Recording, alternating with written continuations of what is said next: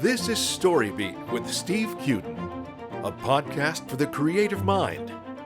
StoryBeat explores how masters of creativity develop and produce brilliant works that people everywhere love and admire. So join us as we discover how talented creators find success in the worlds of imagination and entertainment.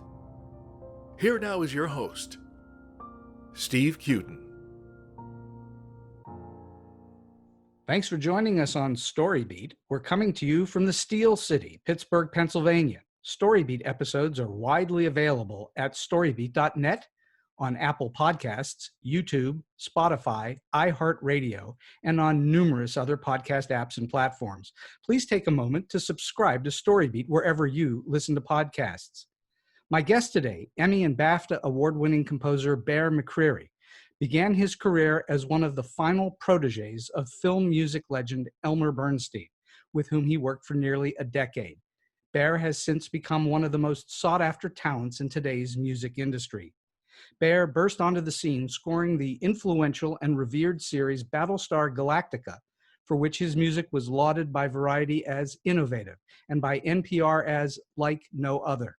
Bear went on to win a Primetime Emmy Award for Outstanding Original Main Title Theme for Da Vinci's Demons, a musical palindrome that sounds the same forwards and backwards.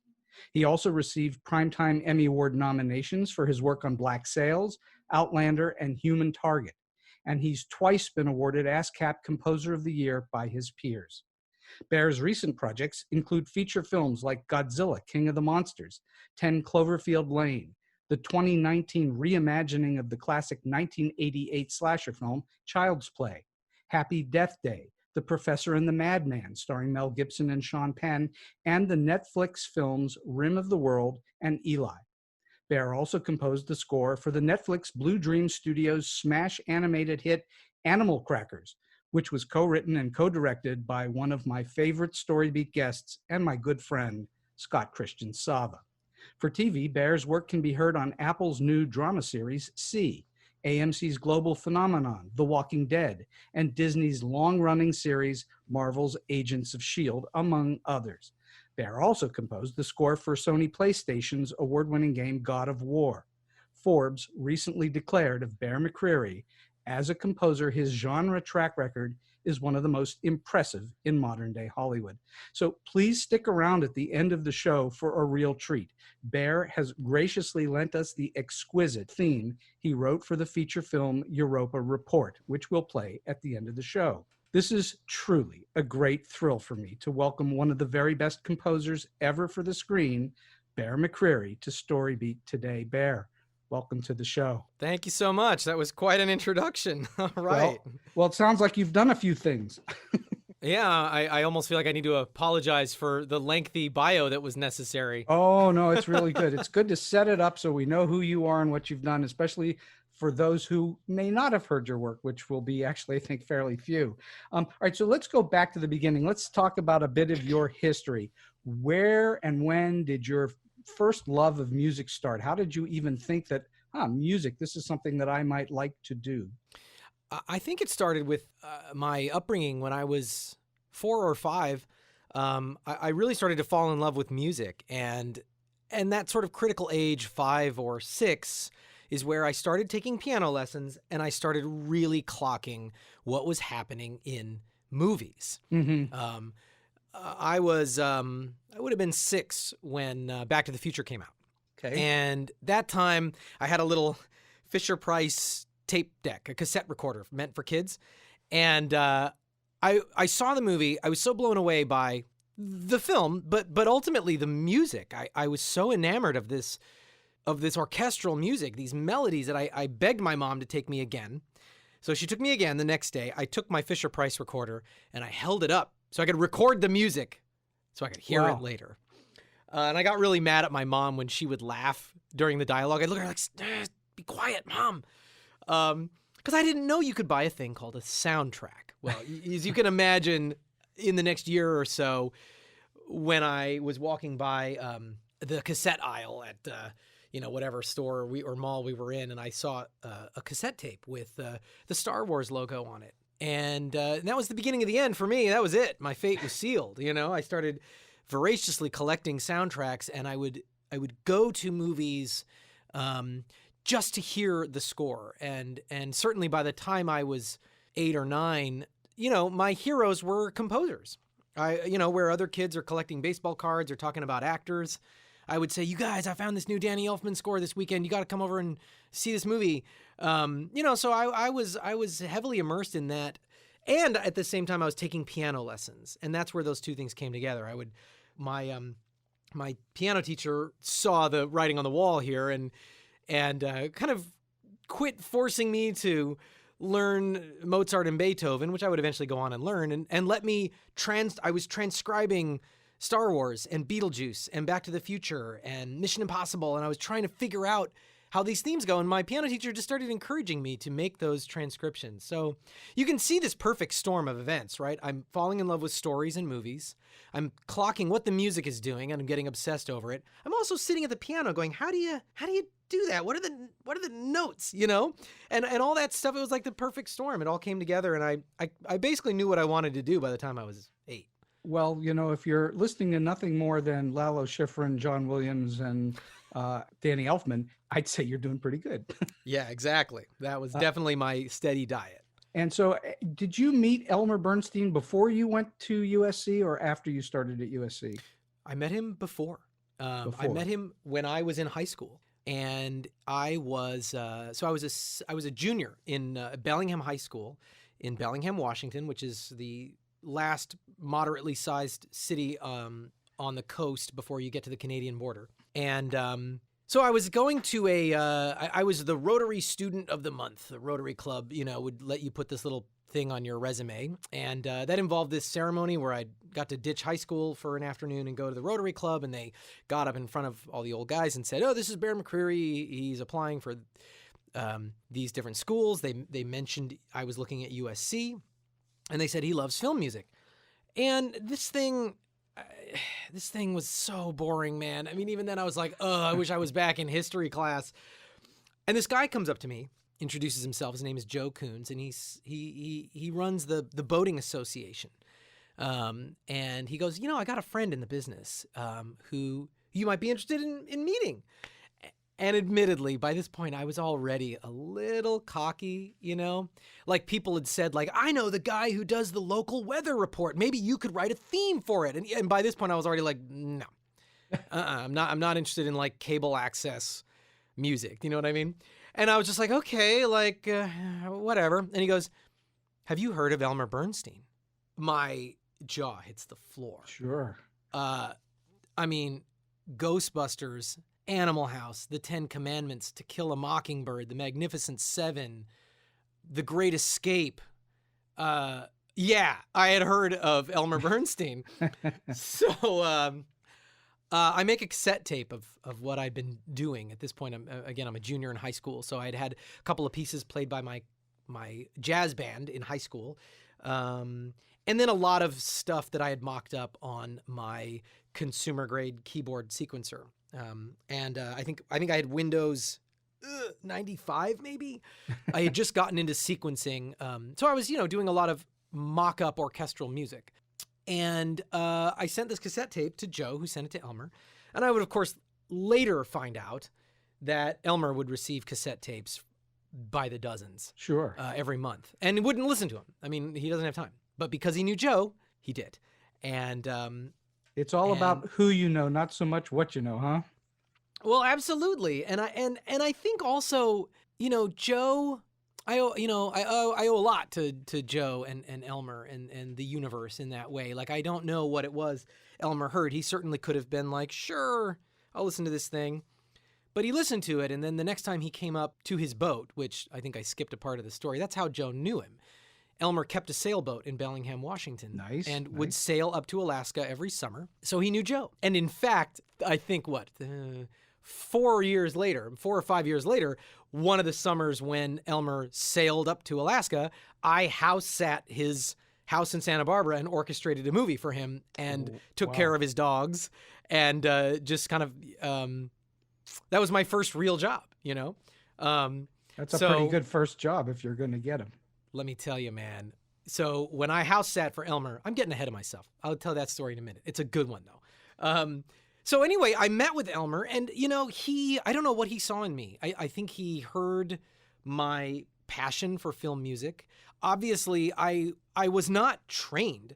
I mean, the first question he asked me, he goes, okay, this is really impressive stuff. Have you formally studied composition? No. Have you studied counterpoint? No. Orchestration? Music theory? Music history? Jazz voicings? And I was like, I take piano lessons and I write music and I play in the jazz band. That's it.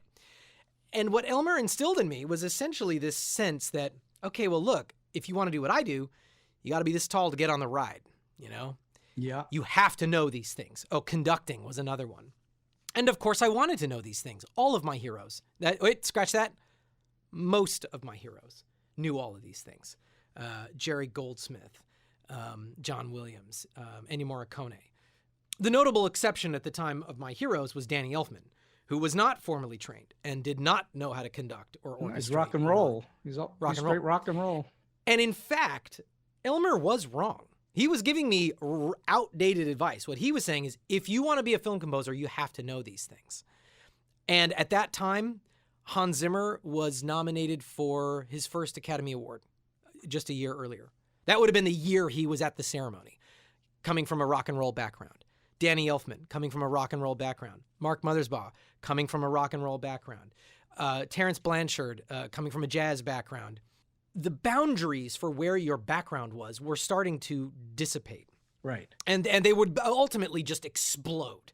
I mean, in my generation, not only do you not need to know those things, I am a bit of an anomaly historically because I met Elmer and he inspired me and said, you got to know these things. So I went and got a degree in classical composition. I studied all that stuff. From USC, right? From USC. And Elmer wrote me a letter to get in and I too am a Trojan alum. There you go. So I know from where you were. Indeed. And it was a rigorous background. But the thing that makes me a little bit of an anomaly is that I also, like I said, was fully versed in computer music. That's how I made music. I grew up with computers. I grew up with electronics. I played in rock bands. Because of my exact age, if I were any younger, I would have fully been pencil, paper, classical guy. And if I were any older, I would have been pencil, paper guy. If I were any younger, I would have fully been electronica rock and roll guy. But I was just in this, exactly. The porridge was just right. You know what I mean? So I have a foot in both worlds, and that really served me because I learned a lot from Elmer. I ended up studying with him for almost 10 years. And yet I know objectively, I can say there are many things that I learned as an inspiration, but even at the time I was like, I'll never do a movie that way. No one makes movies that way, anymore. The way you communicate with directors in terms of personality, that hasn't changed. And I learned so much from Elmer. But on the technology side, I was learning things from younger composers. I worked for a composer named Richard Gibbs. I also just taught myself. I grew up around computers. Even some of my classes at SC, they were like, here's how you align the tape heads on a 24-track tape recorder. And I was like, what? I literally knew I am never going to do this. I have no interest in learning this. I record stuff on my computer and it sounds great. And of course, nowadays, I'm holding up my phone. Sure. The amount of processing in this thing I could practically score a film and have it sound good on my phone. I'm exaggerating a little, but you know what I mean. Yeah, well, music in movies and TV or anywhere on stage, doesn't matter where it is, music is still an emotional creature. And no matter what tool you're using to create it, you're still trying to elicit an emotion out of a listener, correct? 100%. And that is where I think I learned so much from Elmer about the art and about the craft and about life. And I mean, he changed my life in so many ways. And I then feel so fortunate because I was able to channel that knowledge into what was the technological environment that I was emerging into. I was doing student films in USC. I was playing in rock bands. I really developed these two sort of very different ways of approaching music on a technical level, but I was able to apply what I learned from Elmer to all of it, and I think it made me a better artist, you know? Oh, no doubt. I mean, the deeper that you get into the weeds on that kind of stuff, eventually it sinks in somehow and turns you into whatever you're known for. Well, I want to talk about that. You're sort of best known clearly for sci-fi and horror, that genre. But you also recently did Animal Crackers, which I absolutely adore. I think that's a phenomenal movie. Scott had shown it to me years ago when he was struggling to try to get it released or distributed and was having all kinds of problems, and finally shows up on Netflix, thank goodness. But I'm wondering, it's quite a stretch to go from The Walking Dead and Agents of S.H.I.E.L.D. to Animal Crackers, because one is kind of dramatic or very dramatic and the other is playful. What inspires you to stretch that far? What gives you that? It's not rock and roll. What stretches you that way? It's an interesting question, and I often mock Scott Sava. I'm like, why did you hire the Walking Dead guy, man? Like, talk about, I'm so lucky you made this rookie filmmaker mistake. I'm grateful too. That kind of genre stretching is the way my brain is wired. I mean, it's not a question of how can I do it? It is almost like a survival mechanism. How can I not do it? So to go back to when I was a kid, the cassette tape that I sent to Elmer Bernstein had a big orchestral kind of John Williams fanfare. There was a fictitious film score for a fictitious film that I had imagined, actually wrote, and I had cues from it in this big swashbuckling style. But then there was also like horror cues, romantic cues, a Western thing. Like every time I saw a new movie as a kind of movie as a kid, I would go home and go, oh my God, I got to write this. Mm-hmm. When Tombstone came out, I was like, it blew my mind on Westerns. And I was like, I got to write a Western theme. So that's always been the way my brain has wired. And so when I came onto the scene in a professional environment, doing Battlestar Galactica and then later The Walking Dead, to be honest with you, I struggled with doing so much sci-fi and horror. And there was a lot of science fiction that I started turning down just because I feel like I had done it. Were you burnt out on it? Not at all. It just wasn't inspiring. I see. I would look at a science fiction show and go like, yes, I can totally do that for you. I can do that in my sleep for you. That's not what I want to. I don't want to get out of bed and do that again. I've done Battlestar Galactica. You yearned to stretch your wings. Absolutely. So I actually made a conscious effort, maybe now 5 or 6 years ago. It was shortly before I met Scott. I was like, I'm going to commit myself to branching off into other genres. So I started doing spec demos and sending them to filmmakers and showrunners. And the weirder the genre for me, for what people thought, the more I wanted it. And there were years of rejection after rejection after rejection, which was a funny thing because at the same time, my career is still ostensibly blowing up. I mean, I'm doing 10 Cloverfield Lane for J.J. Abrams. Which I saw Saturday night, by the way. I just saw this weekend. It was, yikes. I was very surprised by it. Certainly the storytelling is very unusual. And the way it twists at the end is really unusual. I gotta say, what 10 Cloverfield Lane must look like to a new viewer in 2020 as opposed to when it came out has got to be real interesting. Well, it is. I highly recommend anyone in lockdown to watch 10 Cloverfield Lane. But there were a couple of movies that I ended up really branching out. I did a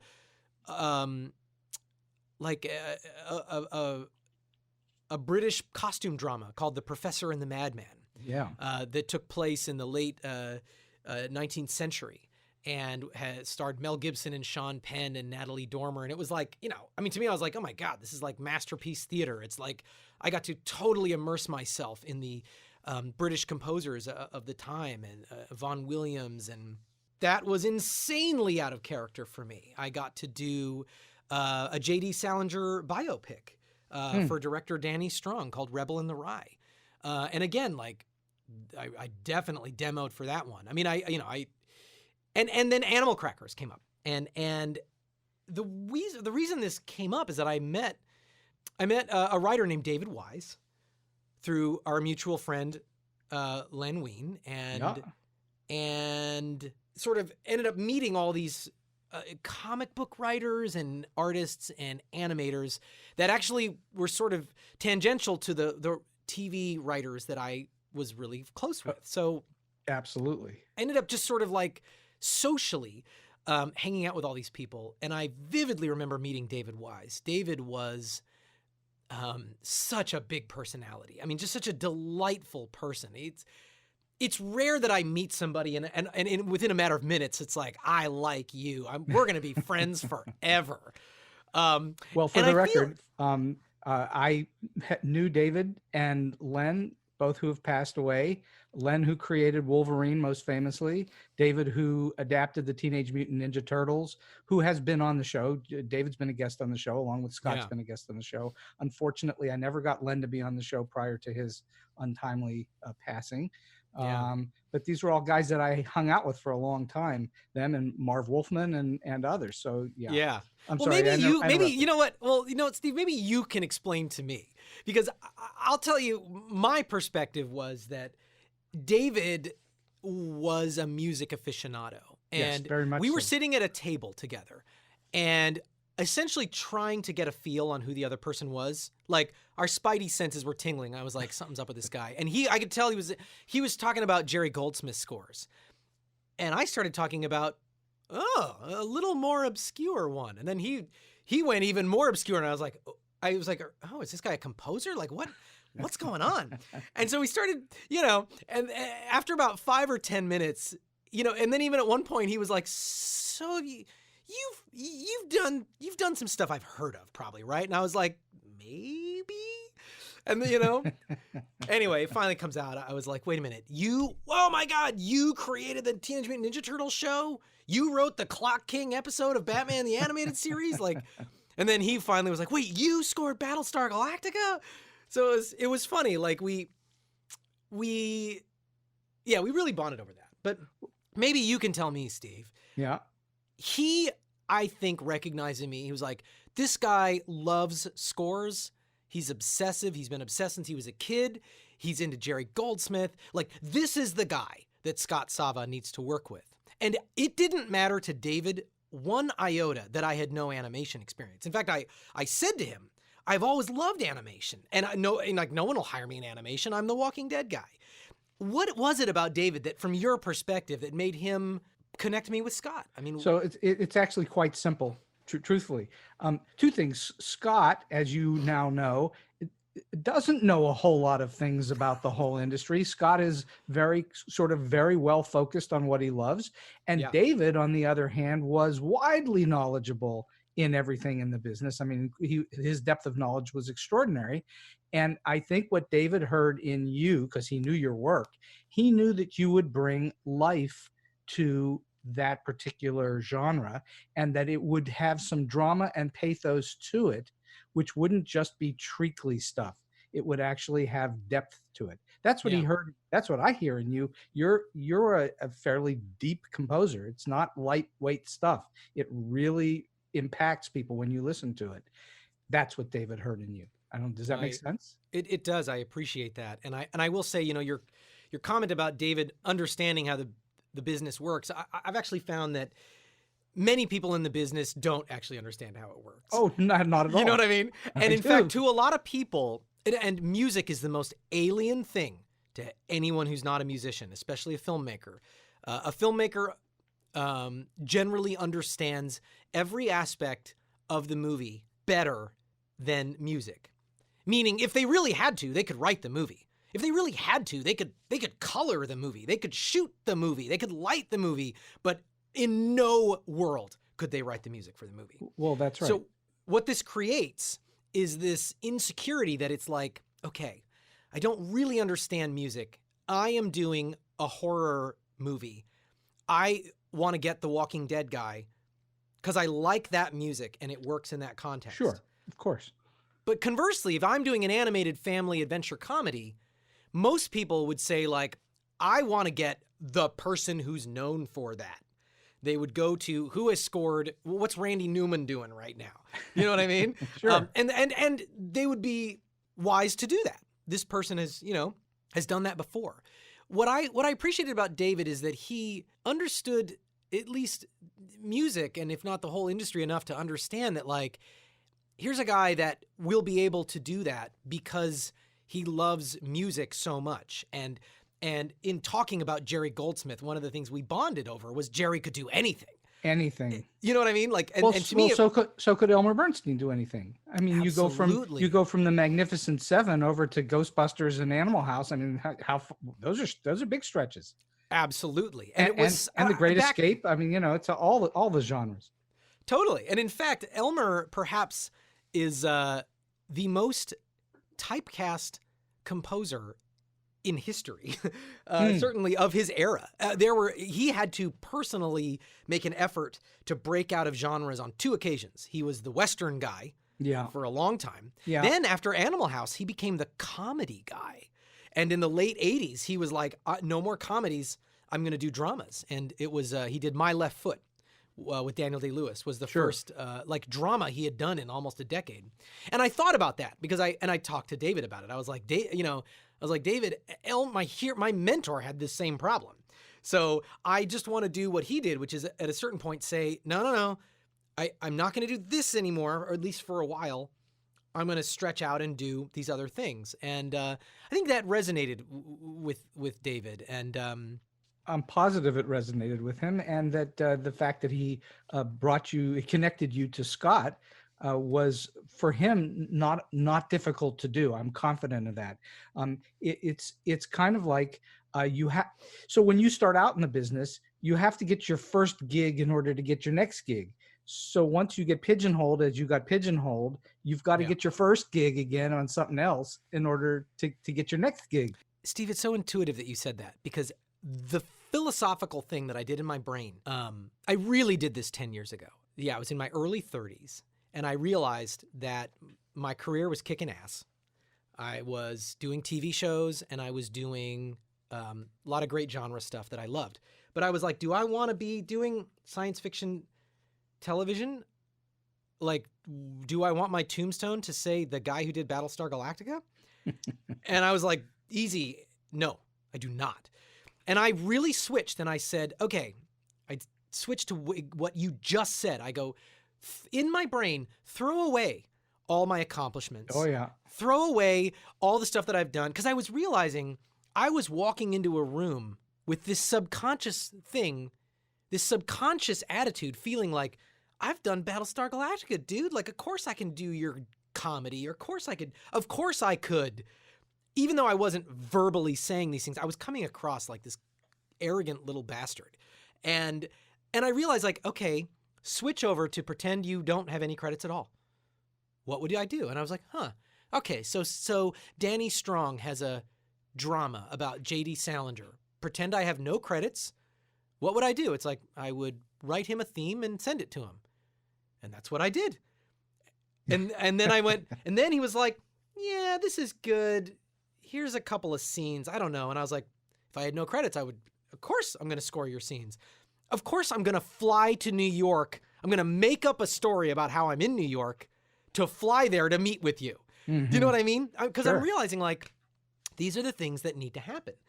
And that benefited me. I mean, it really did. When you say, your first gig leads to your second, leads to your third, I think what you're so smart in pointing out that a second gig in another genre or another medium is a first gig. That's right. It is completely starting over. That's right. And that, that's really helped me in the last 10 years. When I say my career was going well when I was in my early 30s, it actually was not going the way I wanted to. And now I'm feeling much better about where it is. I mean, I applied that philosophy, and I changed my attitude really fundamentally. So when I walk into a room, I'm not bringing any of my accomplishments. They're at the door. When I walk into a room, it's like, I'm all about your thing. What do you got? What's your dream project? I want to help you make that. That's very, very wise advice, because the truth of the matter is, most people who get into the motion picture and TV industry in one thing or another, they get pigeonholed into it, and no matter what they do, they can't get out of it. It's very difficult because you're the person that does these things. And so what you did is you've intentionally gone in and said, hey, I'm always starting over again, in a sense. And that's really wise. I think, most writers, they're known for writing one kind of thing. They can't get away from it. And occasionally you see somebody break. So it's really cool that the fortuitous moment when you met David and he turns you on to Scott, and Scott says yes, because you're the guy that David said you should do it. Well, let's extrapolate on that, because we are glossing over a lot. David introduced me to Scott. Scott did not say yes. Scott, as he should, and the supervisor, music super, Andy Ross, they were looking at a lot of composers. I was allowed to throw my hat in the ring. That's what David did. So my hat was in the ring. I wrote a demo for Animal Crackers. They sent me a scene of an animatic. And I understand they did this with a bunch of other composers too. I don't know how many. Makes sense. Totally common. So they sent me the zucchini chase on the highway. Yeah, great chase. Like a 4-minute action scene. My mind is blown. Like, God, this is the audition? Like the second hardest sequence in the entire movie, I would later find out. Only the third act is more intense than the zucchini chase. So I, again, I was like, what would I do if I was starting out? Well, I would do a really good job on this thing. So I scored the scene. This was December 2015. We're talking 5 years ago. And I scored the scene, and I recorded the cue with a symphonic orchestra at the 20th Century Fox scoring stage here in Los Angeles. Oh, is that 100-piece orchestra. I also had kazoos that I sang into, and accordion. I did all that kind of funny. I mean, if you've heard the score, that is the demo. Like, I didn't change. That was this theme for Zucchini. I also filmed this recording session and sent Scott essentially a music video that showed the orchestra, showed me conducting. It cut away to me playing accordion. I later released on my YouTube channel a music video of the final score. It was similar to that. I mean, except, my hair would have been only down to my ears,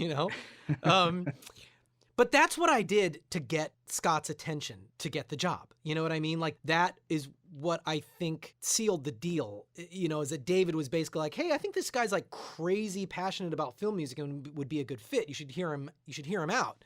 Then I submitted that video, and Scott called me and was like, whoa, you're the guy, Yeah, So, I do know. yeah. And you are the guy. Well, thank you. It was, but I definitely felt the need to show him that.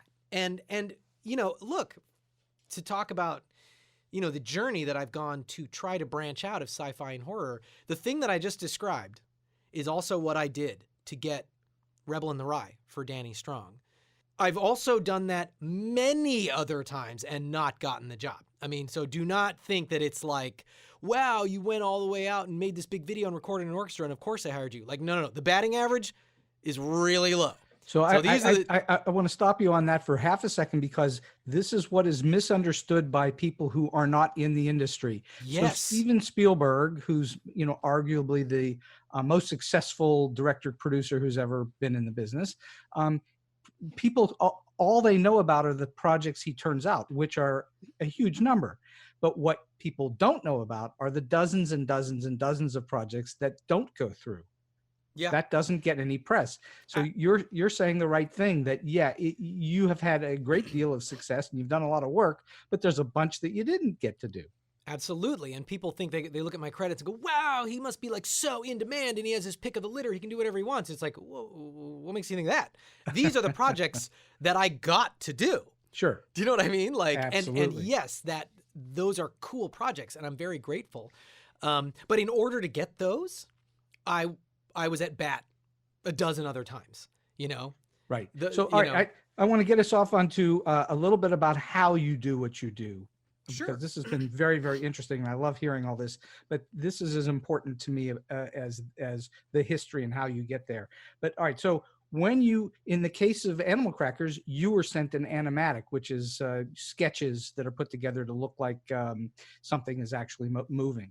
But I assume you've been hired off of scripts, not finished products, or is it always a finished product?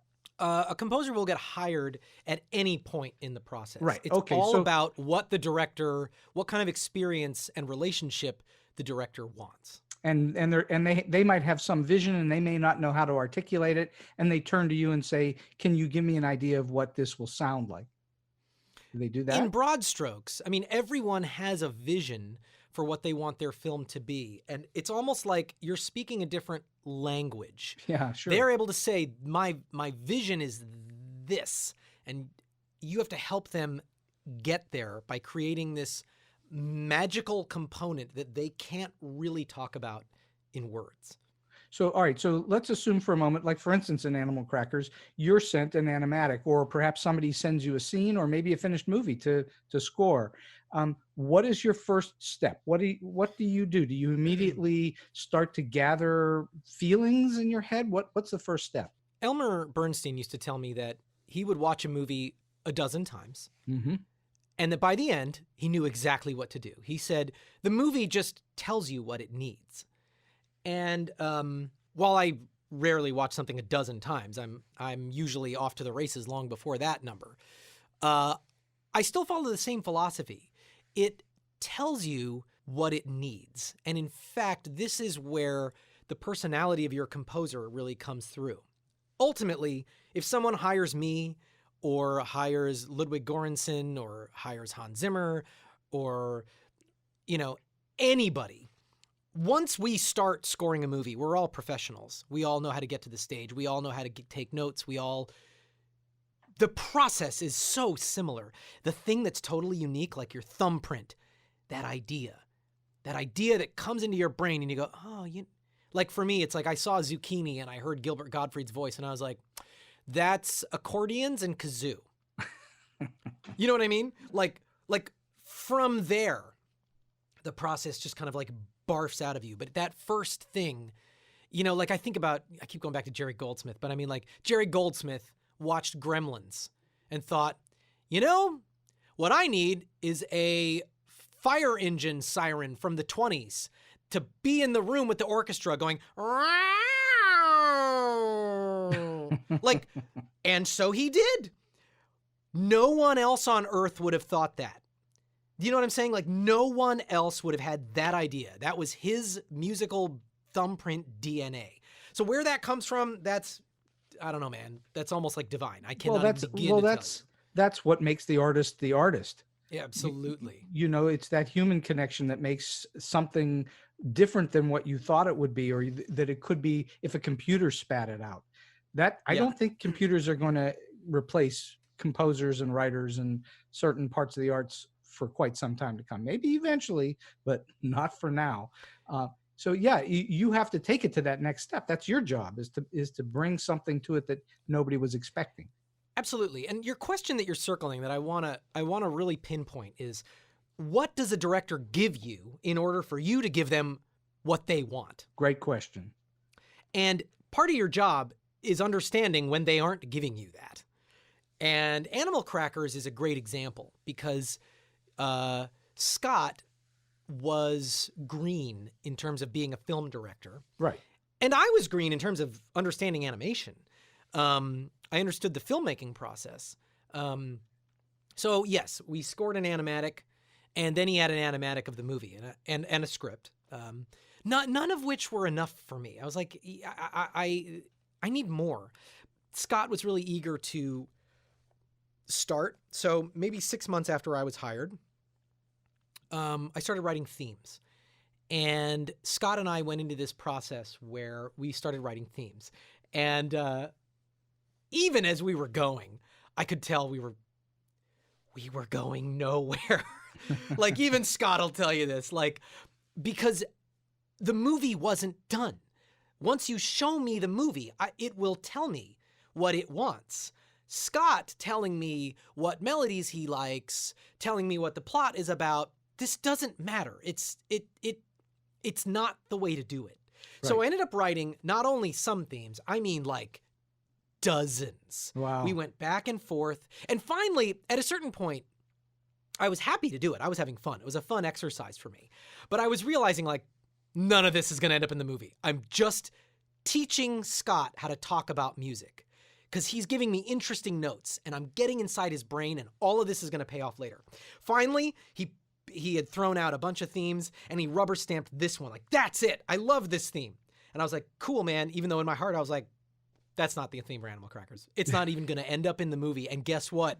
It didn't. And Scott laughs about it now because it was just like the movie wasn't there. 5 months later, I get my first cut of the film that is mostly animated. The performances are there. The artists, the lighting, they've all contributed to the storytelling. Light bulb goes on for me. I know exactly what the movie is. It's telling me what it wants. From there, after working on the film for more than a year, doing conceptual stuff, I scored it in 4 weeks. Wow. Top to bottom. And I was right in that Scott noticed toward the end, he was like, oh, we never used that theme, did we? And I was like, oh yeah, and beyond that, all the themes that you threw out are in here. And he was like, oh, but they work really well. And I go, yeah, they do. But you have to see it with your images. Do you know what I mean? Like, Sure. You can't, we're not just making music that you like. We're not making an album. We're making your score. So you have to, once you give me your movie, I can give you the score for it. I like to tell my students, you don't go to the theater and pay your money at the box office and then they hand you a script.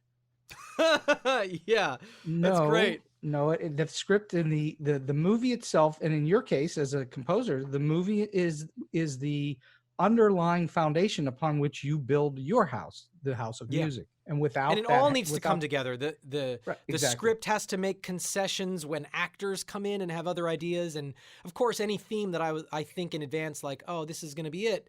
Once it all comes together, I have to adapt my ideas. Producers come in with other perspectives that can be very useful.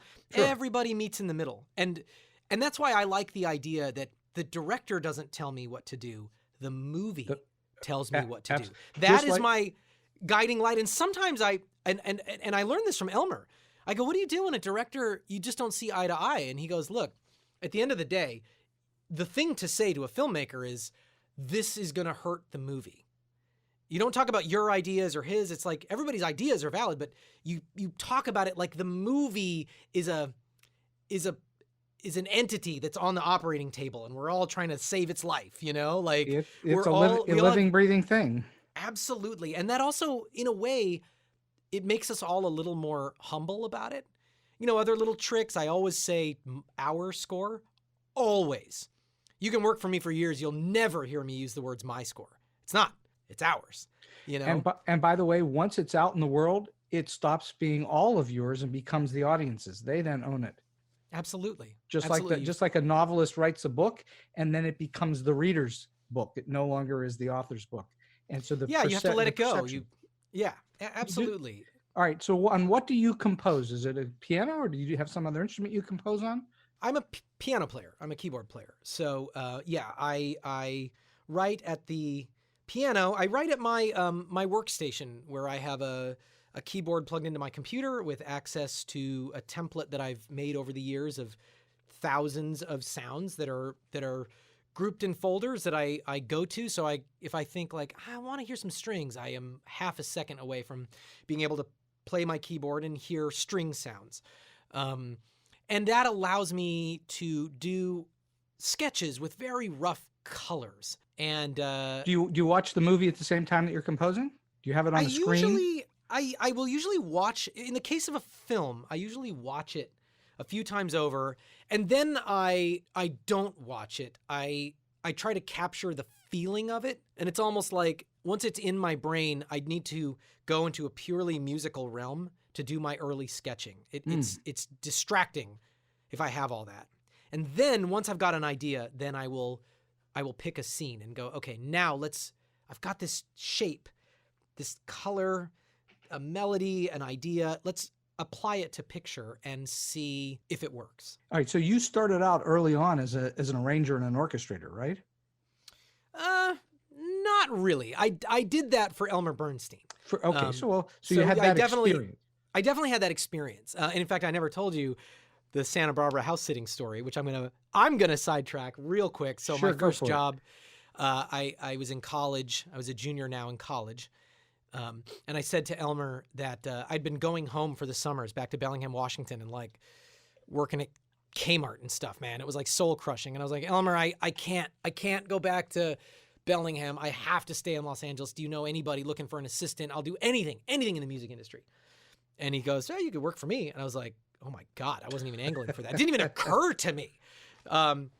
So one summer I worked with him in his office in Santa Monica, organizing his entire collection of everything. I mean, everything that's at the USC collection now in the library was organized by me. Wow. And I would sit there all summer and I would work by collecting stuff, and I'd have to put them in bins. Like, all right, this is the 1951, 1952, all the way up through the 90s, and organize it also by project. So I'd find a score and it's like, I think this is To Kill a Mockingbird. And then I would put it in the To Kill a Mockingbird pile. But the funny thing was, anything I didn't know, which was a lot, I'd just set aside. And then at the end of every day, Elmer would come in and sit down and go, okay, let me help you organize this. Oh, this is a letter from Otto Preminger. See here, this goes in the 1955 pile. And I'm like, what? So I start setting aside stuff that I want to know about.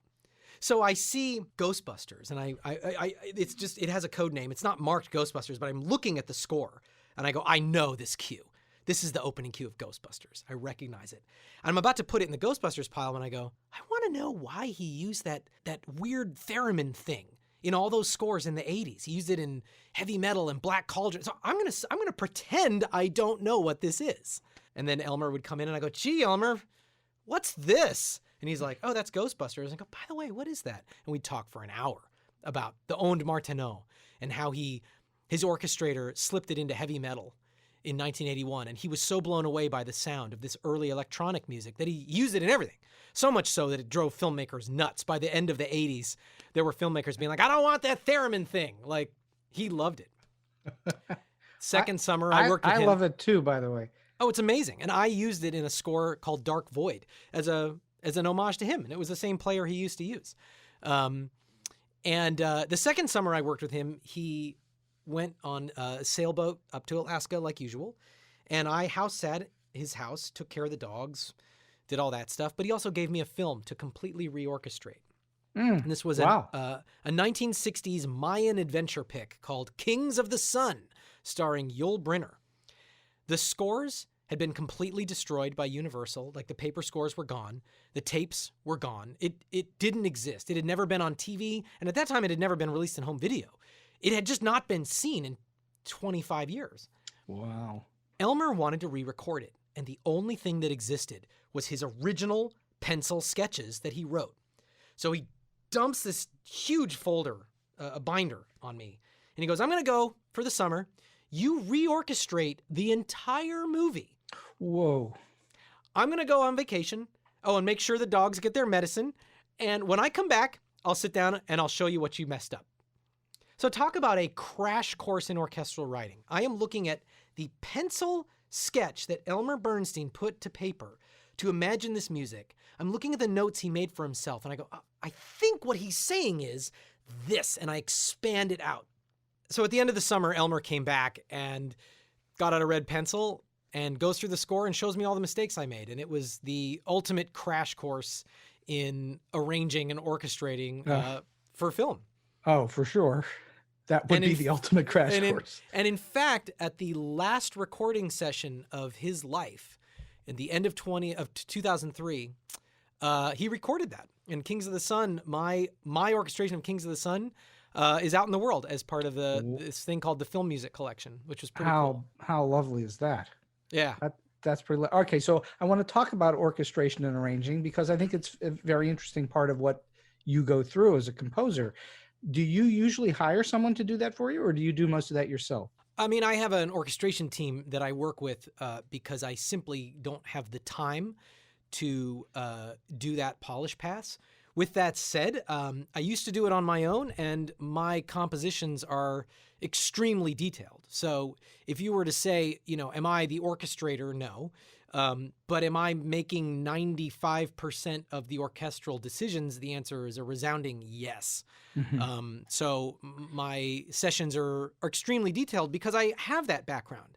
I know what works. I understand all the way down to the very granular details of how string bowings might affect the phrasing that I want. And most importantly, when I'm up on the stand conducting, my philosophy is every question that a person asks, that a player asks, is wasting money.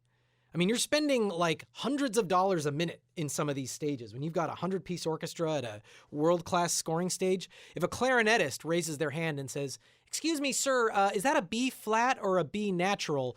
It's like, wow, I just spent $50 answering that question, God, yeah. No, I want it flawless on the page. I want the bowing to make sense. I want everything I can think of done in advance. So when I get up there and I conduct, the first pass is already as close to my vision as the paper will allow. And from there, we get into interpretive decisions that happen in a recording session. Is a lot of orchestration and arranging has to do with tonality or style or the way something feels emotionally because it's a kind of instrument that you're using. You're controlling that, yes? Absolutely. It's linked to composition in a profound way because what it is, I think of it like framing and context. Let's say you have an idea, a melody. Well, if that melody is going to work, you have to understand the frame to put it in. How do you deliver it to the audience? A closest analogy is, I think, painting. If you are like a Renaissance painter and you paint this beautiful figure, but you have no idea how the human eye follows a picture, where it goes, you just like, no, I'm just going to put the picture there. I'll let somebody else decide where the windows go and where the other figures go. Well, you're not really a painter. You're missing an important skill set. When you look at a painting, it's the path of the eye is designed. The frame of the subject of the painting is carefully designed. And those things are inextricably linked. And like to go further on that analogy, I sometimes think about the Renaissance painters as my job. Sometimes the, Verrocchio or Da Vinci, when he later had his studio, they would have pupils that worked for them that ended up specializing. Like, all right, you do hands. You're the one that can draw feet or you can draw hair. Like, all right, I'm going to get this started. All right, here we go. Oh my God, I got to go. The Medici family wants something else. You finish this. I got everything but the hair. You do it. That's what a film composer is. You know what I mean? Like, I could spend all year and do every single thing myself. I've studied it. I've put in my 10,000 hours on all this, right? Sure, absolutely. But I have my studio. So I understand how it works. I set it up. I pass it off to my orchestrators. I need you guys to fill in these colors. I've got all the pieces here. Hit me up if you have any questions. You know what I want. And you guys are also trained artists. That's how you make art on a deadline. Yeah, there's a corollary. It's a bit different, but there's a corollary. So if you go back and look at the Marx Brothers, the way that their movies were written, they had guys that were structure guys. They had guys that were joke guys. They were guys that were able to do the little bit of the drama or the emotion. There were plot guys. So they had different people that were specialists in what they could do. That's what you're talking about. Absolutely. It's 100% that. And that's very fun for me. It's a very collaborative, fun experience. And I rely on the team that I've built over the last 20 years. And I rely on the musicians, too, who also can bring this incredible personality, And I mean, while I say I've put in my 10,000 hours and I'm pretty good at what I do, I always like to, surround myself with orchestrators that are better than me, the instrumentalists that are better than me. Like I want to have a team that is incredible. And, do you lead them in terms of what instruments they should be orchestrating, or do you let them come to you? That's the analogy I was struggling to make with the painter. If I go, here's my melody, but I don't know what instrument is playing it, That's like having a picture of a lady in a Renaissance painting and going, just put it in the frame somewhere. I don't know where. You're not actually doing the job. Do you know what I'm saying? So yes, I can't even write a melody without knowing what's going to perform it. I can't think in a vacuum. If I hear a melody, I automatically go, oh, that's going to be the French horns, or oh, that's a piccolo. Like, I don't even know how to imagine without knowing what's going to play that instrument. So it's almost like you're actually dictating out as you have whatever you're handing over to the arranger or orchestrator. Yeah, I want this, this, this, and this. Yeah. Oh, 100% those decisions.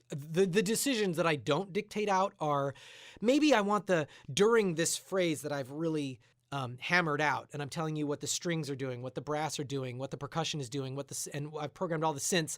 The flutes, I want them to do like a little, just some cool. Give me some Harry Potter stuff in the flutes. I will tell them to do that, but I won't map out all of the little notes. Right. Sure. But so there's leeway for them to express themselves, but really in the grand context, it is the decorations. Another good analogy would be animation, where in traditional hand-drawn animation, you would send to some kind of a secondary artist, you would send them keyframes, and they would draw in the frame, the cells in between. That's a great analogy. Let's run with that for a minute. When you look at the keyframes the animator did, then you look at the final. And it's like, undeniably, the final has a level of emotion and artistry that's expanded upon. But when you look at the keyframes, I would say the story and the emotion are there. The person who animated those told everyone else what to do. The people that filled in the keyframes used that emotion that they saw, filled it in. The people that colored it used the emotion they saw in those. You know what I mean? Like that early sketch had to, in some capacity, contain everything. And think about it from the director's standpoint. The director had to look at that. The studio had to look at that and go, we are going to rubber stamp this and spend millions of dollars developing it. So your sketch has to be good enough for us to feel confident. Similarly, I play a sketch for a director, and it's like, you're about to pay for an orchestra to play all this, and I'm going to spend all my time polishing in the details. The sketch has to be sufficient that you understand everything that is going to happen emotionally. Isn't that why the piano is so excellent to compose on? Because it has all those colors in it. The piano is the only single instrument that can play all the pitches that an orchestra can play. Mm-hmm. That is true. And writing on the guitar or anything else, you are at a disadvantage for sure. Right. So I would say most composers tend to be pianists or keyboardists. I would tend to agree with that. I mean, certainly you don't have to be. I mean, I studied piano, and when I was a kid, I was really good at it. But you don't have to be good at it. You know what I mean? Like, you can be terrible at it. You can still walk over to it and go and hit the lowest A and imagine what that would sound like in a contrabassoon. So do you do play other instruments? I know you play the accordion because I've seen you do it, and I know you obviously play kazoo, although pretty much anybody can play kazoo. Yeah, I play a lot of weird instruments. I play hurdy-gurdy. You look up on my YouTube channel, look up the BlackSails main title. I was nominated for an Emmy for that, and it's like it's hurdy-gurdy heavy metal. That's what it is. So I was going to say, you're known for some very odd instrumentation. The one that I really, obviously you've got, you had pots and pans I saw in a video clip where people were banging on pots and pans. Yeah. But also you have this instrument that I did not know about until I started to research your work, which is called the blaster beam. I did not know about that instrument. Tell me a little bit about that and how it's become part and parcel of some of what you've done. I used the blaster beam a lot on 10 Cloverfield Lane. And that was a sound that has been in my brain for my entire life. One of my favorite scores. And I hesitate to even, people are always like, what are your top 5 scores you couldn't live without? And I'm always like, don't make me do this. Oh yeah, no kidding. But between us and your listeners, if I had to, one of them is Star Trek: The Motion Picture by Jerry Goldsmith. Okay. In that score. Pretty good. Yeah, it ain't bad. Some good tunes in that. The blaster beam is featured in that as the theme for V'ger. When we're out in space and you hear this low frequency sound that so perfectly captured the vastness of this being, the vastness of outer space, the mystery, the wonder, the menace. I mean, it is one of the perfect marriages of soundtrack and imagery and narrative concept that has happened in the medium. It's amazing. Well, what is that? It's a blaster meme. I've already raved about how Jerry Goldsmith brought the fire engine siren into the room with the orchestra for Gremlins. Yep. He did the same thing with Star Trek. He wouldn't split it out on another track. It's like, I'm bringing in with the orchestra. I'm just going to have this insane thing. So director, you better like it. You can't get rid of it. The blaster beam. Explain. It's a fairly long instrument, yeah? It can be, I think, 18 feet long. It's Wow. long. It is a metal slab that has strings run across it, like think piano strings. Mm-hmm. It has electric pickups. It is an electric instrument in that it is almost like a gigantic electric guitar or electric bass. The pickups then run into an amplifier. But because it is so long, it is capable of frequencies. Like if you imagine a Steinway piano, a 9-foot piano, and the lowest strings that are really thick. I mean, they're like industrial cabling. They're not even, to call them strings is an understatement. Yeah. All right, that's like the higher notes on the blaster beam. It goes way lower than any other acoustic instrument. It is capable of creating frequencies that only a synthesizer could create. And you play it by either playing it with a bow or hitting it with a mallet. It creates all these incredible overtones. I mean, you can slide across it. It's almost like a gigantic pedal steel guitar. That might be the closest analogy. So anyway, I've always wanted to use this. But it's cumbersome. There's only a few of them in the world. It's 18 feet long. And I had to track down the guy who played it on Star Trek, the motion picture. And on 10 Cloverfield Lane, I recorded it because I wanted to use it to capture the underground feeling. I kept thinking, my philosophy was, okay, we're underground, we're in a bunker. So I'm not going to spoil the movie, but most of it takes place in a doomsday prepper's bunker underground. So I kept thinking, like, what can I do to do subterranean frequencies? Something really low. And I kept being like, I can program some cool synths. And then I was like, synths don't feel right. You know, JJ doesn't like synths. JJ likes orchestral scores. And I have this rare opportunity to like explore these alien subterranean colors, but not using synthesizers. And then I was like, oh my God, the blaster beam. And that was how it started. So it was an homage to Star Trek, the motion picture. I mean, obviously, like it's a color in 10 Cloverfield Lane. It's not featured as prominently as it is in Star Trek. And in Star Trek, it's this, I mean, for Goldsmith, it was this master stroke. It was truly brilliant. For me, it was just a fun thing that inspired me, and it was an homage to my hero. And in fact, Craig Huxley, who built that instrument and played it on Star Trek, James Horner used it on Star Trek 2 a little bit, also in the Genesis countdown cue. But he basically was like, I haven't played this thing on a film score since the early 80s. Oh, wow. No one else used it until I asked him to use it on 10 Cloverfield Lane. Wow. So I felt really cool about that. That was incredible. Well, there's certainly a color to that sound that's not like nothing else.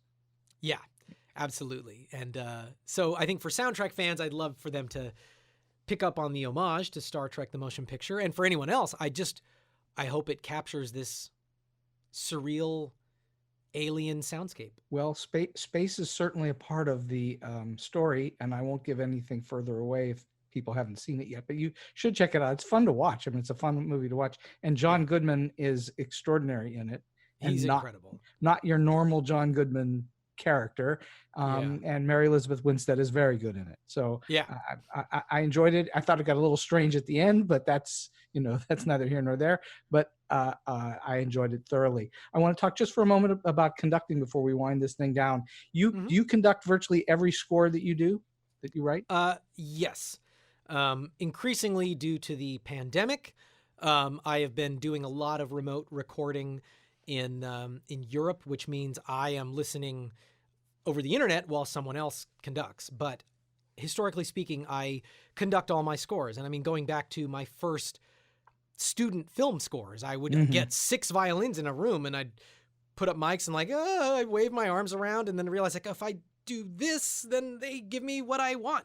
And it became inextricably linked to the way that I write my music. It is how I'm able to tell a filmmaker with confidence, you're going to get what you need, because I know when I'm up on the stand, I can use my body and my body language to shape the narrative. And of course. And it's incredible. It's also just so fun. It's really one of the best things I've ever got to do in my life. And I don't know when I'll get to do it again. Very, very sadly, it'll be a while. But conducting, which I'm not a musician. I've worked on musicals, but I don't play. I can't read music. I just do it by ear. But when I watch people conduct, I think that must be like the most powerful thing to do. It is. And beyond that, as a way to experience music, what's funny is I've often confessed to people that I don't like going to classical concerts because I'm in the worst seat in the house. Yeah. The conductor, that is where the music is touching your body. I mean, it's like you're right there. That is where to hear music at that place is such a high that to go to a concert and sit in Disney Hall, people talk about the acoustics, like, oh, it's amazing, but it's like, no, it ain't. It's not. I'm sorry.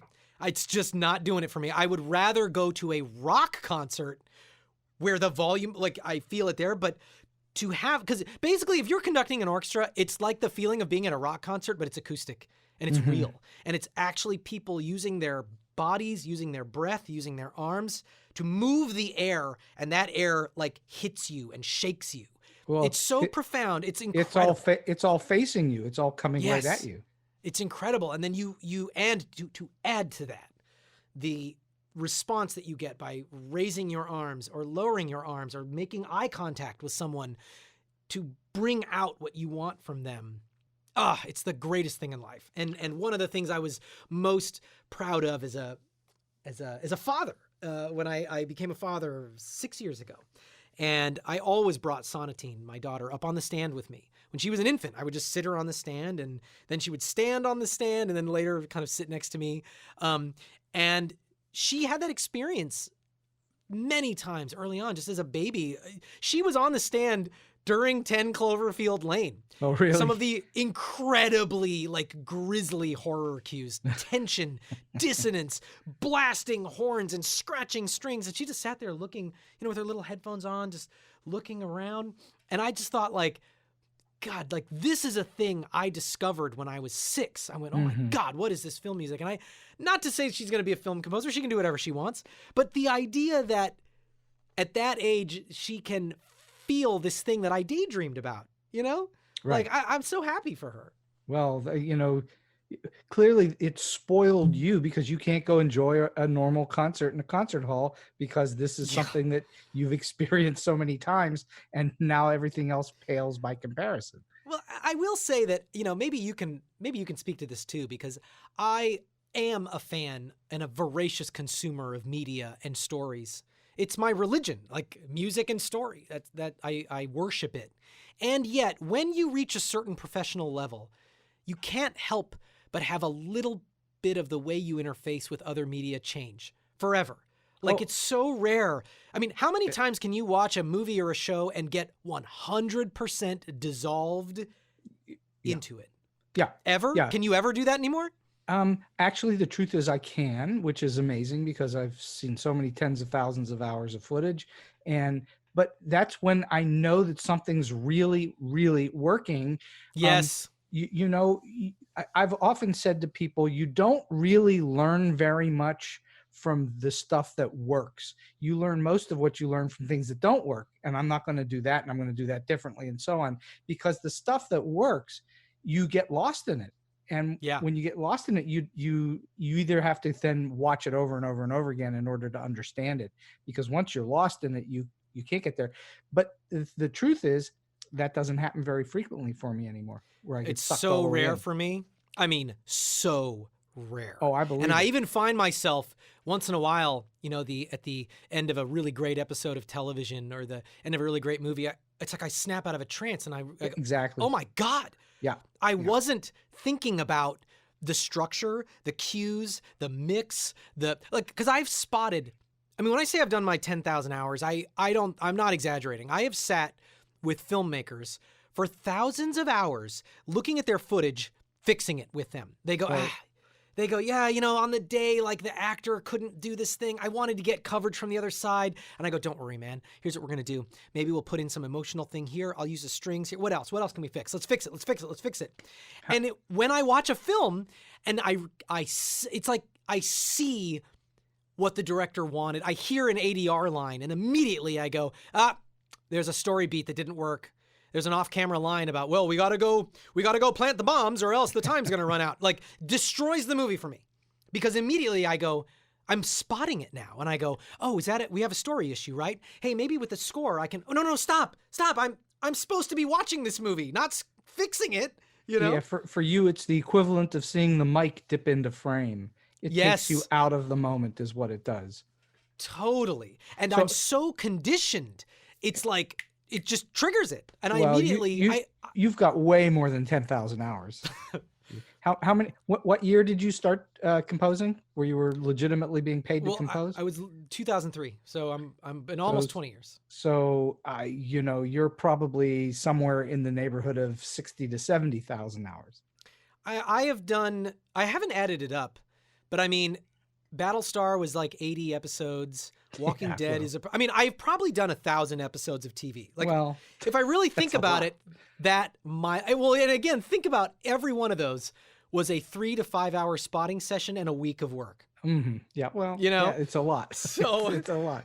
Yeah. I'm going to ask you a question that I ask lots of guests, and I'm always interested by the answer. And you may or may not be able to get there because it's a really curiously difficult question. And that is, what for you makes good music good?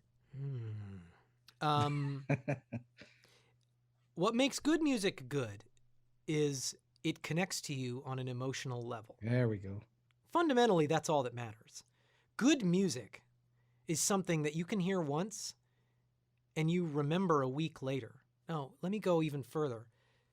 There are movies that I saw only once as a child, and I can still, if I think about it, remember the music, and I haven't listened to it. I mean, good music imprints on your soul in a way that is profound. And all other components of is the technically proficient? Is the recording good? Like, none of that matters. So I think that emotional connection is what matters most. And I imagine that answer could probably be broadened out to good art of any kind. It could, and it's a very, very good answer. And I don't always get a good answer on that because it's one of those things that people usually don't think about because it is an emotional thing. It's a little bit like, I can't remember, was it Potter Stewart or whoever the justice was who said, I know pornography when I see it. It's the same thing. Good music, good art, good play, good play, a good screenplay, it when you see it. You can't always identify. I'm going back half a step to say that's why it's really hard when something works very well. It's hard to identify what exactly is that works.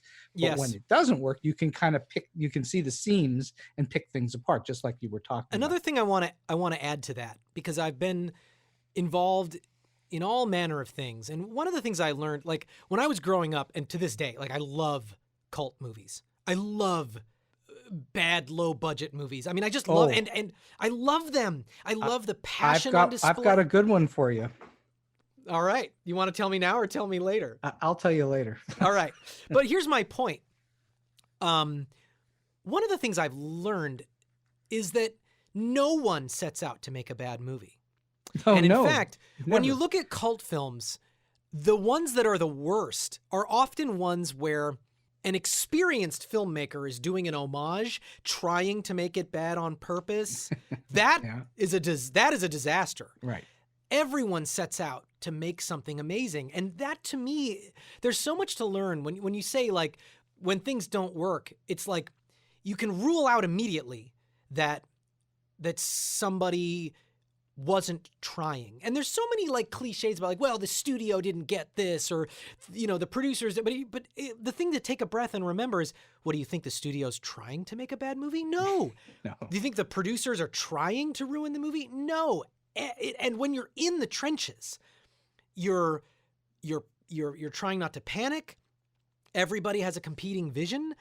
I mean, I wasn't in the room when the ending of Blade Runner was changed. And they go, we need a happy ending and a narration to explain it. But I promise you, the people that made that decision had the best interest of the movie in their minds. They weren't going, let's ruin a cult classic, ha ha ha. And I've had a, you know, I mean, I hope people have that empathy with me, you know, that it's like, I'm not, you know, like, I don't always succeed. My scores aren't always great. My scores aren't always groundbreaking and memorable. It's like, sometimes it's like, I'm just doing what I think serves the movie. And when you get in the trenches and you realize when you're a working person, there's so many factors, and the number of times that things come together and click, it's so rare, you know? Correct me if I'm wrong, please. Most of the time, you don't want people to know that your music is there. It's like editing. It should be a part of the wallpaper. I know. I don't want to be a distraction. I want you to be immersed in the drama. Like, ideally, you're immersed in the drama, and the next morning while you're pouring your coffee, you catch yourself whistling something and you go, exactly. What is that? Oh, that's that theme. That's like my goal. You know what I mean? Like, I want to get in your head, but not to the point that the music is calling attention to itself. So we have been talking for well more than an hour now, and we're going to wind this thing down. You've obviously been doing this a long time, and you've had lots of experiences.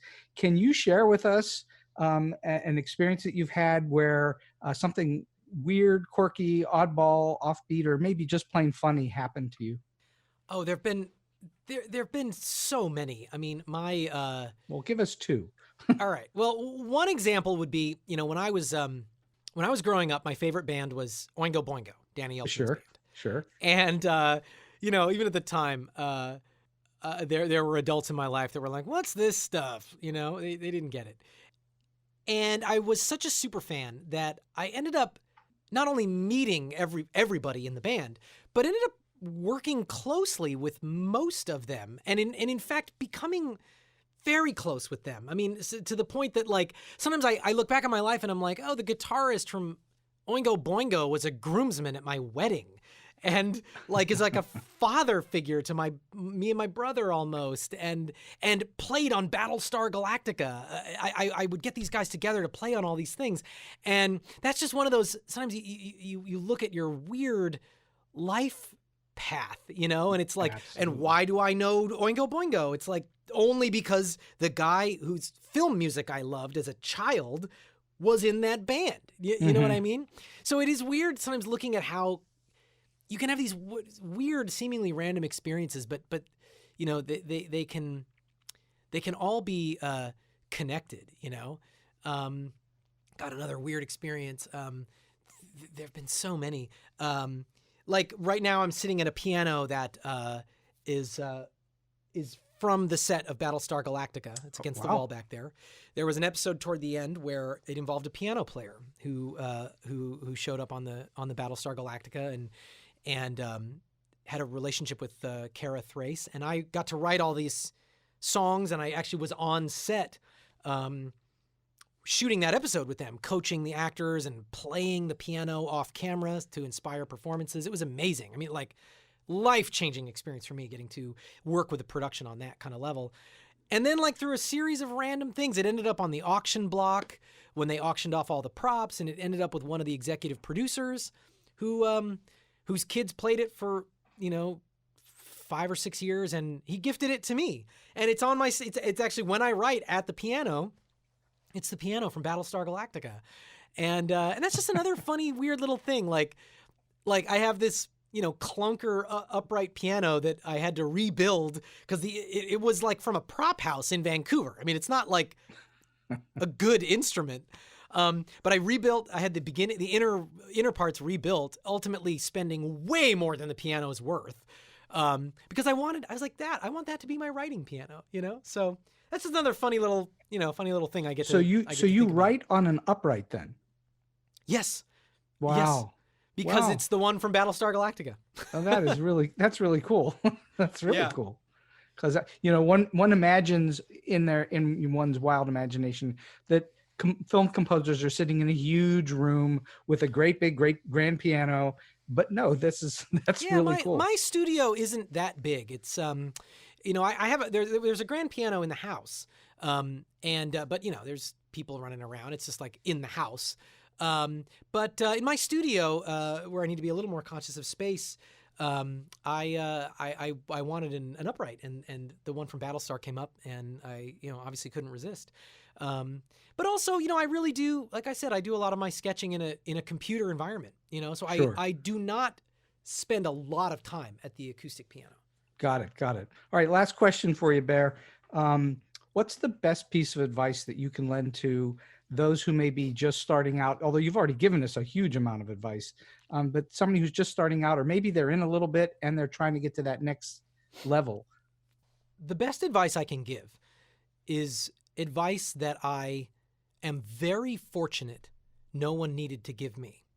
So it is one of the secrets of my success, if not the secret to my success, completely by accident, completely because it's how my brain is wired, and I didn't have to do it on purpose.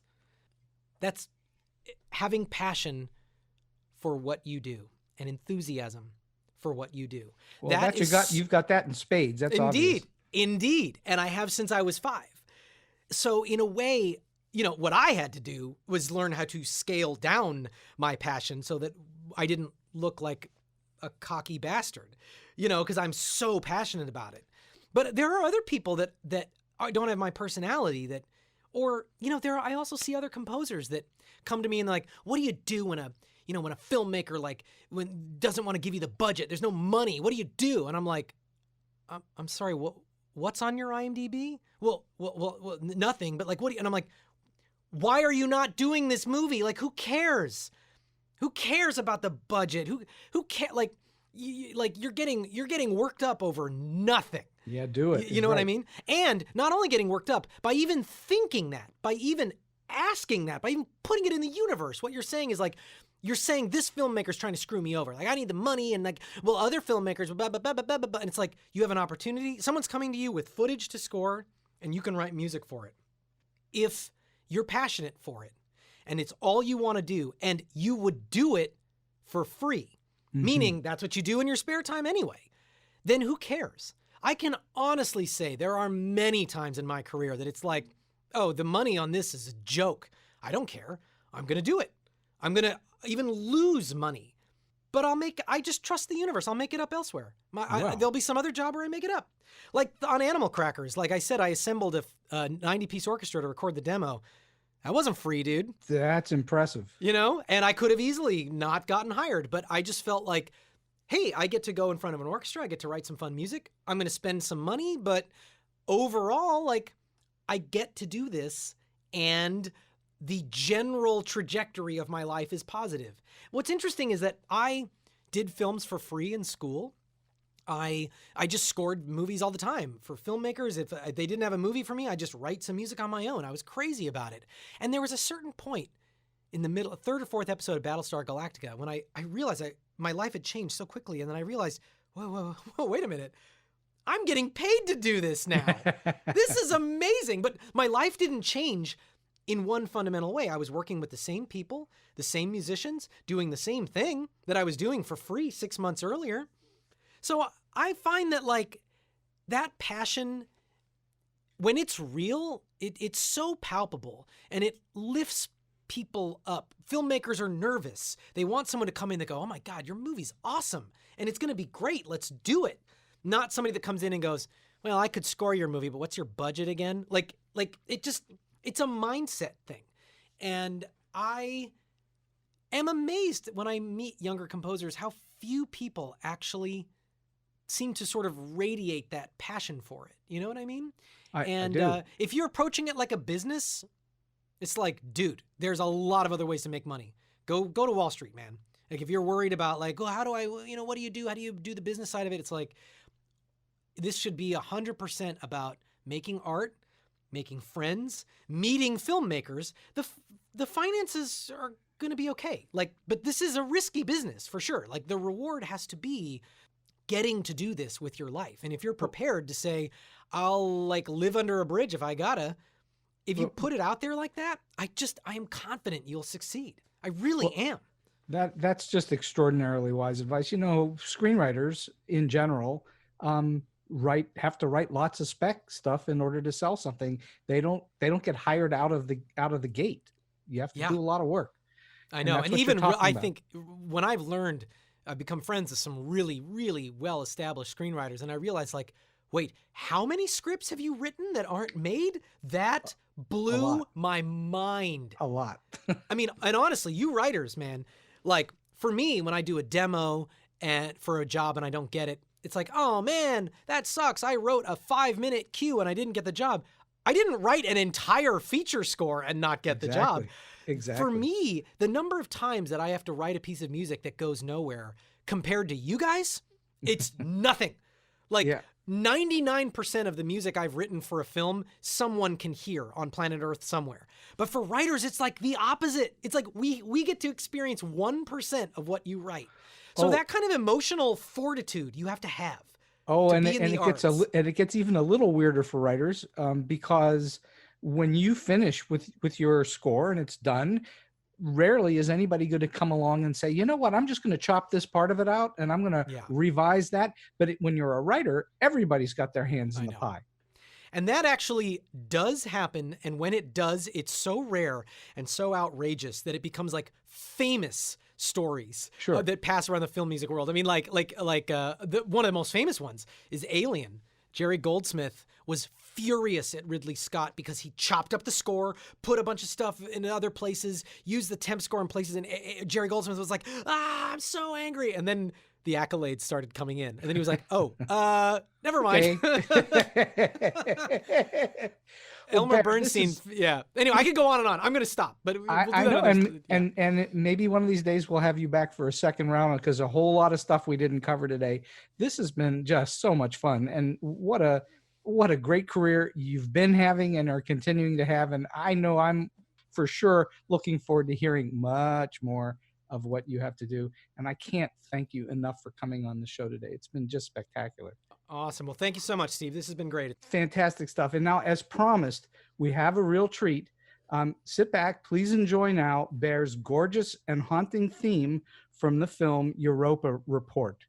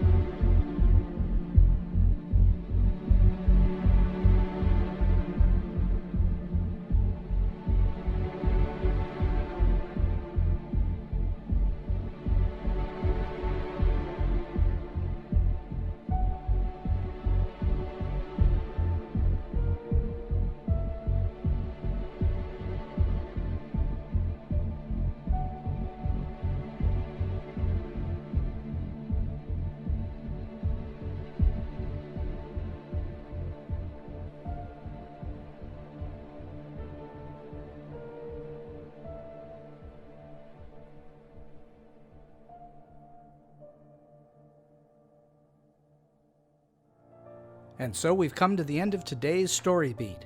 If you like this podcast, please take a moment to give us a rating or review on whatever app or platform you're listening to. Your support helps us bring more great Story Beat episodes to you. Until next time, I'm Steve Cuden, and may all your stories be unforgettable.